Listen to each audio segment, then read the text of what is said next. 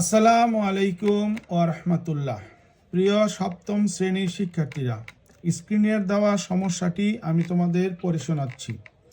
কোন ক্ষুদ্রতম পূর্ণবর্গ সংখ্যা 9, 10 ও 12 দ্বারা বিভাজ্য? বিভাজ্য যে বিষয়টা সেটার সাথে একদম সম্পর্কিত হলো লসাগু।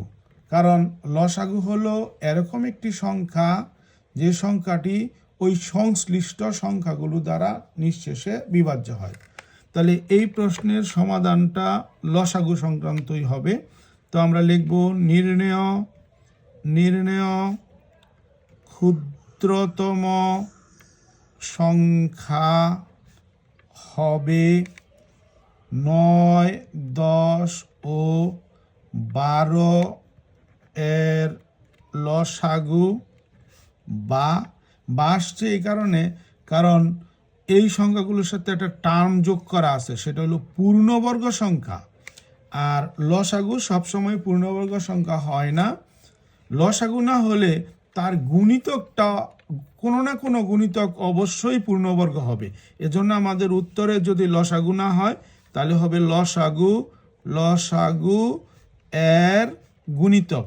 এই বায়ের এই অংশটুকু শুধুমাত্র পূর্ণবর্গ সংখ্যার জন্য অ্যাড করা হলো। এবার আমরা 9, 10 এবং 12 এর লসাগু করব। লসাগু করি, 3 দিয়ে ভাগ করলে 3 তিরিকে 9, 10, 3 4 12, 2 দিয়ে ভাগ করলে 3, 5, 2।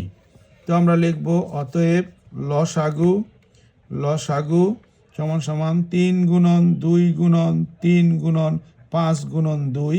আমরা জোড়া করে লিখি, 2 গুণন 2 এক জোড়া, 3 গুণন 3 আরেক জোড়া, গুণন হলো 5। তো আমরা এখানে লিখতে পারি এখানে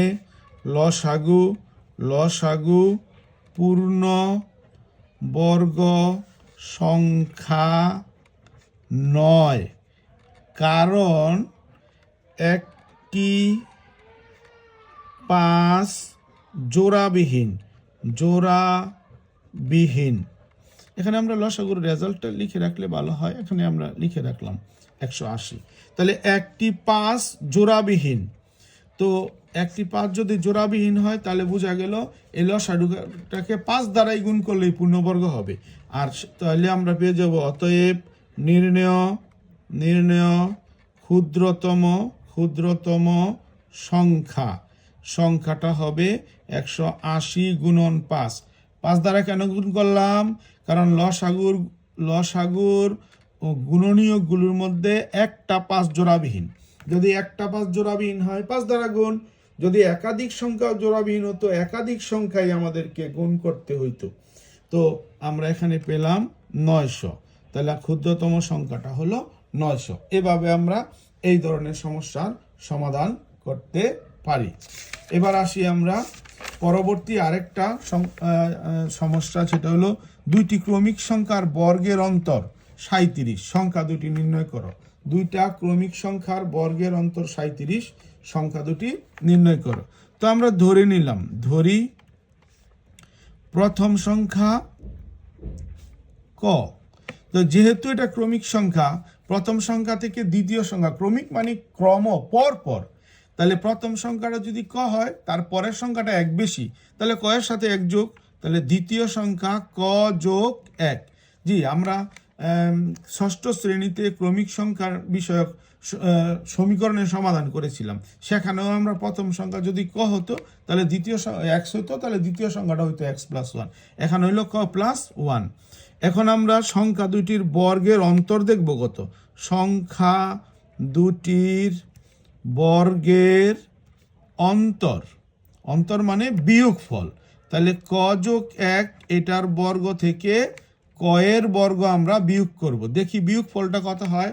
আমরা এখানে একটা বীজগণিতীয় সূত্র ব্যবহার করব, যে সূত্রটা আমরা পরবর্তীতে যে বীজগণিতের সময় শিখব, তবে এখানে আমাদের সেই সূত্রটাই এখানে ইউজ করতে হবে।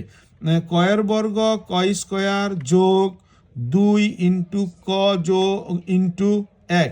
মনে রাখবা এই 2 কিন্তু সব অঙ্কের জন্যই 2, এটা সূত্রের 2। এটা কিন্তু এই দুই এই এই এখানে 2 থাকলেও এখানে 2 হয়, তারপরেও a plus B whole square হলে a স্কোয়ার প্লাস 2ab, মানে 2 ক 1 যোগ 1 স্কোয়ার বিয়োগ হইল ক স্কোয়ার। এখন এই ক স্কোয়ারের একটার সামনে বিয়োগ চিহ্ন আছে আর এটার সামনে যোগ চিহ্ন আছে, এই দুইটা আমরা কেটে দিলাম। তাহলে আমার এখানে যদি গুণের কাজটা করি তাহলে 2 ক যোগ 1, এইটা হলো আমাদের বিয়োগ বর্গের অন্তর। তাহলে আমাদের বর্গের অন্তর আমরা ধরে নিয়ে যেটা পেয়েছি সেটা ওই উদ্দীপকের 37-এর সমান।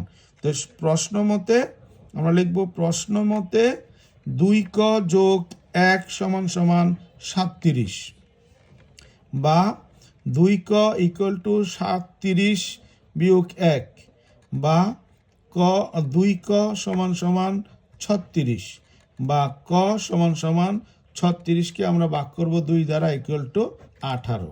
অতএব আমাদের প্রথম সংখ্যাটা হলো ক এবং এটা হলো 18, আর দ্বিতীয় সংখ্যাটা হলো 18 থেকে আরও 1 বেশি সমান সমান 19। তো এইভাবে আমরা এই ধরনের সমস্যার সমাধান করতে পারি।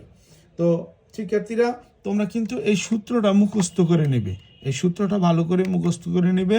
ক স্কোয়ার যোগ 2 গুণন ক গুণন 1 যোগ 1 স্কোয়ার, এই সূত্রটা 1 ক প্লাস 1 হোল স্কোয়ারের জন্য এই সূত্রটা মুখস্থ করে নেবে, তাইলে তোমরা এই সমস্যাটা সমাধান করতে পারবে।